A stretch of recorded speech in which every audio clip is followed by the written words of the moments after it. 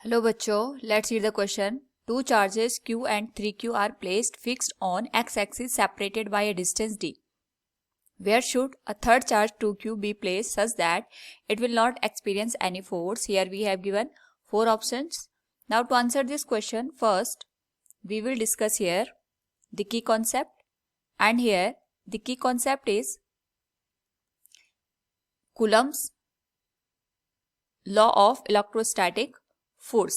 That is जो हमारे पास दो चार्जेस गिवन होते हैं which are separated by a distance R, it is given as, उनके बीच का जो फोर्स होता है electrostatic force, it is given as K into Q1 Q2 divided by R square. Here Q1 Q2 is the charges on the given object. ये हमारे पास suppose दो object है, इस पे चार्ज है Q1, इस पे चार्ज है Q2 और इनके बीच की जो डिस्टेंस है ये R के बराबर है। तो जो फोर्स की वैल्यू होगी it will be K into Q1 Q2 divided by R square.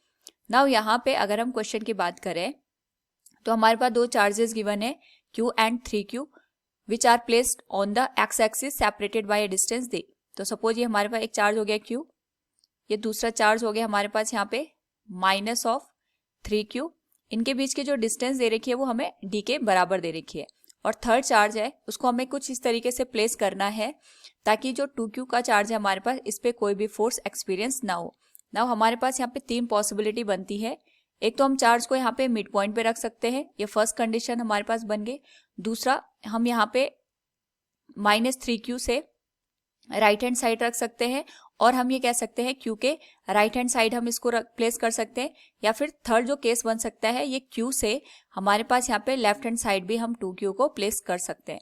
Now यहाँ पे हमें अंडरस्टैंड करना पड़ेगा। सबसे पहले अगर हम फर्स्ट कंडीशन को ऑब्जर्व करें, अगर हम चार्ज को यहाँ पे प्लेस कर देते हैं, इस पर्टिकुलर केस में जो प्लस Q का चार्ज है इस पे 2Q पे रिपल्सिव फोर्स ये लगाएगा इस डायरेक्शन में, और -3Q का जो चार्ज है वो 2Q पे अट्रैक्शन फोर्स लगाएगा in the same direction.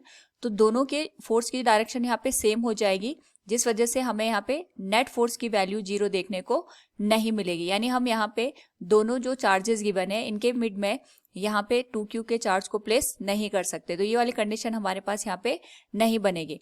Now यहाँ पे हमारे पास थर्ड और सेकंड कंडीशन में अगर हम चेक करें तो जो अगर हम यहाँ पे सेकंड केस में चार्ज को प्लेस करते हैं तो जो Q का चार्ज है ये इसको रिपेल करेगा इन दिस डायरेक्शन, फोर्स लगेगा F1, और -3Q का चार्ज इसको अट्रैक्ट करेगा, it will be in this direction. दोनों की डायरेक्शन अपोजिट है, तो पॉसिबिलिटी ये है कि यहाँ पे हमारे पास जो नेट चार्ज है उसकी वजह से जो फोर्स की वैल्यू आएगी वो 0 बन सकती है। सिमिलरली अगर हम थर्ड केस को ऑब्जर्व करें तो यहाँ पे हमारे पास जो प्लस Q का चार्ज है 2Q को रिपेल करेगा इन दिस डायरेक्शन, इसको हम F1 से इंडिकेट कर सकते हैं, और -3Q का चार्ज इसको अपनी साइड अट्रैक्ट करेगा। तो यहाँ पे भी पॉसिबिलिटी बन सकती है नेट फोर्स के 0 होने की। तो अगर हम यहाँ पे सेकंड और थर्ड केस को देखें, दोनों सिमिलर केस है, तो हमारे पास यहाँ पे क्वेश्चन ये आएगा कि हम चार्ज को Q से लेफ्ट हैंड साइड प्लेस करें या फिर राइट हैंड साइड।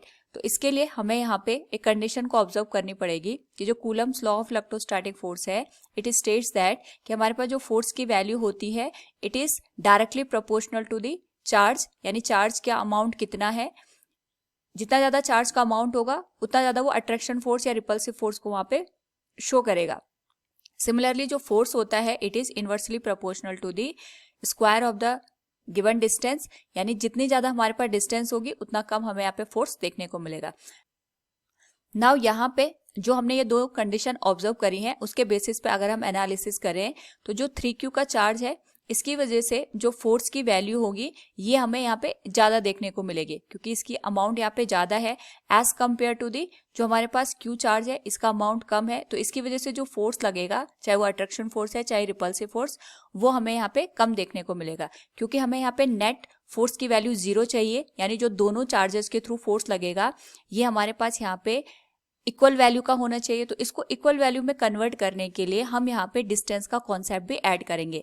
यानी यहाँ पे जो Q चार्ज है इसकी वजह से जो फोर्स की वैल्यू कम हो रही है, अगर हम यहाँ पे डिस्टेंस के थ्रू उसको कंपनसेट कर दें तो हमारे पास जो नेट फोर्स की वैल्यू होगी वो 0 के बराबर हो जाएगी। इसको हम इस तरीके से भी समझ सकते हैं कि जो Q चार्ज की वजह से जो फोर्स की वैल्यू कम आई है, तो इसका मतलब ये होगा अगर हम यहाँ पे जो 2Q चार्ज है इसको Q के पास रख दें या उसके नज़दीक यहाँ पे रख दें तो उससे हमारे पास जो डिस्टेंस की वैल्यू आएगी वो कम आ जाएगी दोनों चार्जेस के बीच में, और डिस्टेंस की वैल्यू कम आने की वजह से जो फोर्स का अमाउंट है वो क्यू के रिस्पेक्ट में यहाँ पे बढ़ जाएगा। इस नाउ अब जो हमारे पास यहाँ पे 3Q की वजह से जो फोर्स लगेगा वो एक तो चार्ज की वजह से कंपनसेट हो जाएगा, दूसरा यहाँ पे डिस्टेंस कम होने की वजह से भी यहाँ पे पॉसिबिलिटी ये बन सकती है कि दोनों जो हमारे पास फोर्स आएंगे वो मैग्नीट्यूड में भी यहाँ पे इक्वल हमें देखने को मिलेंगे।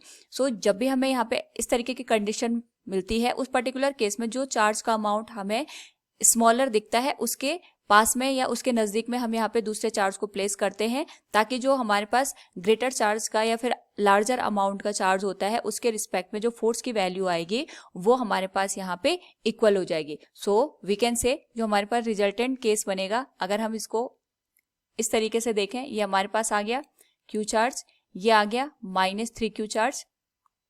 नाउ हमारे पास जो 2Q का चार्ज है, अभी हमने देखा कि हम इसको हमेशा स्मॉलर चार्ज के पास में रखते हैं, यानी हमारे पास जो डिस्टेंस आएगी कुछ इस तरीके से आएगी। हमने यहाँ पे x डिस्टेंस पे 2Q चार्ज को प्लेस कर दिया। आई होप आप लोगों को ये चीज़ क्लियर हो गई होगी कि हमने यहाँ पे जो 2Q का चार्ज है वो Q से राइट हैंड साइड में Q नहीं प्लेस किया है। तो इस केस में अगर हम देखें तो यहाँ पे हमारे पास जो 2Q का चार्ज है इस पे जो Q है, एक तो ये फोर्स लगाएगा इन दिस डायरेक्शन, तो ये फोर्स लगाएगा in this direction repulsive force that is F1, और -3Q का चार्ज इसको अट्रैक्ट करेगा, इट विल बी F2। दोनों यहाँ पे इक्विलिब्रियम की कंडीशन में 2Q को रखेंगे, that will be F1 will be equal to F2, और जो F1 है इसकी अगर हम वैल्यू लिखें it will be K into Q into 2Q divided by x square will be equal to K into 2Q into 3Q divided by जो total distance है ये हो जाएगी यहाँ से d प्लस एक्स का होल स्क्वायर के बराबर। तो हमारे पास यहाँ पे Q से Q कैंसिल हो जाएंगे, K से K कैंसिल हो जाएगा, it will become 2 divided by x square equals 6 divided by d plus x का होल स्क्वायर।